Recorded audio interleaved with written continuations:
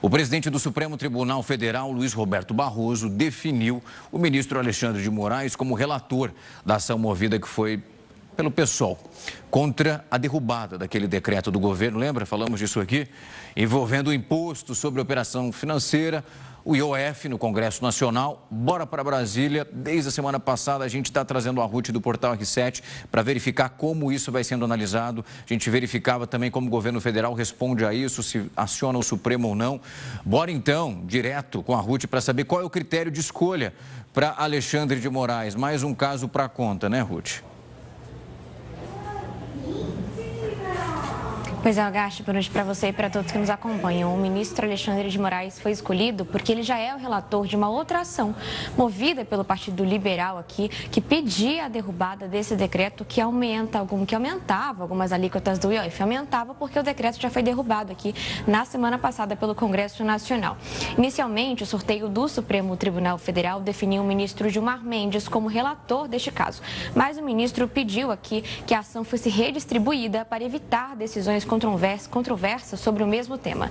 Entre os pedidos que foram feitos pelo PSOL nessa ação, estava exatamente essa solicitação para que esse processo fosse parar na relatoria de Moraes pela correlação dos temas. Para a gente lembrar, o ministro vai continuar trabalhando durante o período do recesso do Poder Judiciário, que começa amanhã, dia 1º de julho. E aí, durante esse período, ele pode aqui, se quiser, proferir uma decisão liminar provisória sobre o tema. Na sexta-feira, o PSOL acionou o Supremo Tribunal Federal pedindo uma medida cautelar contra a derrubada desses decretos aqui que foram derrubados pelo Congresso Nacional. O partido alega que a Constituição permite o aumento do IOF por meio de decreto para cumprir objetivos de política monetária fiscal. Além disso, eles explicam que o STF já reafirmou a constitucionalidade da mudança no imposto, mesmo quando há o fim aqui arrecadatório, como feito pelo governo federal.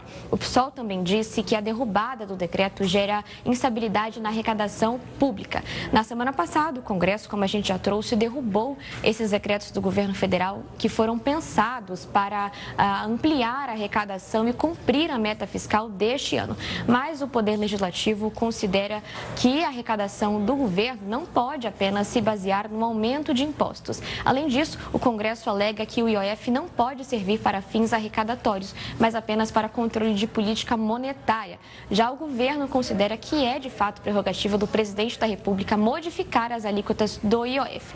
O governo, por meio da AGU, até o momento não judicializou o assunto, mas pode fazer isso nos próximos dias por entender que a ação do Congresso é inconstitucional. Além disso, de acordo nas palavras de próprios membros do governo, eles consideram que a ação do Congresso em derrubar esses decretos também foi uma quebra de acordo ali com a equipe econômica e a equipe de articulação política do governo do presidente Lula. Algarte.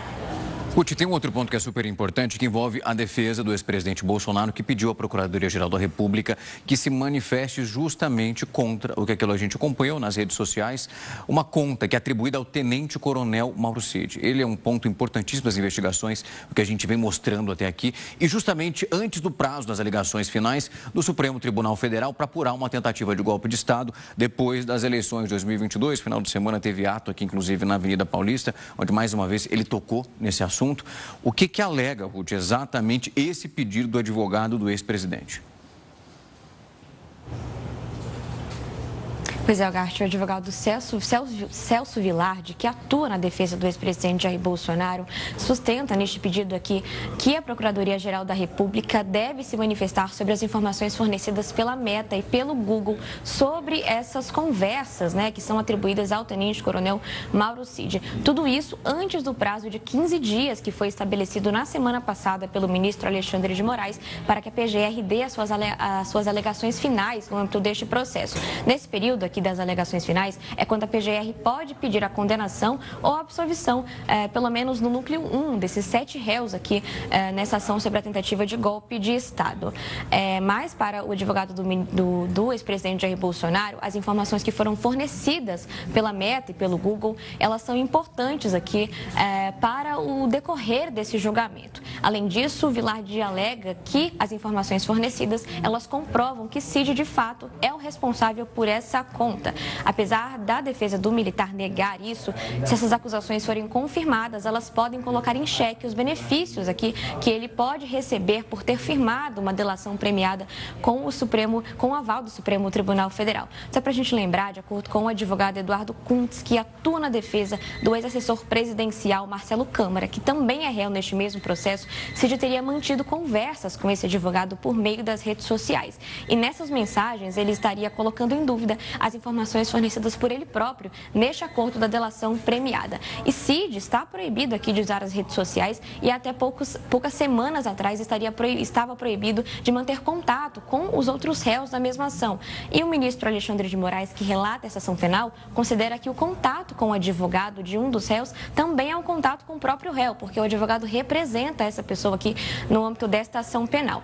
Ao Supremo Tribunal Federal, só para a gente entender, o Google detalhou que o endereço de e-mail que teria sido usado para criar essa conta, que seria da esposa de Cid, a Gabriela, o nome desse e-mail é maurocid@gmail.com. Além disso, que o e-mail foi criado em 3 de janeiro de 2005 e que o advogado do dono que o aniversário, do dono desse e-mail é 17 de maio de 1979, o mesmo dia em que o tenente-coronel nasceu. Algarte, volto com você.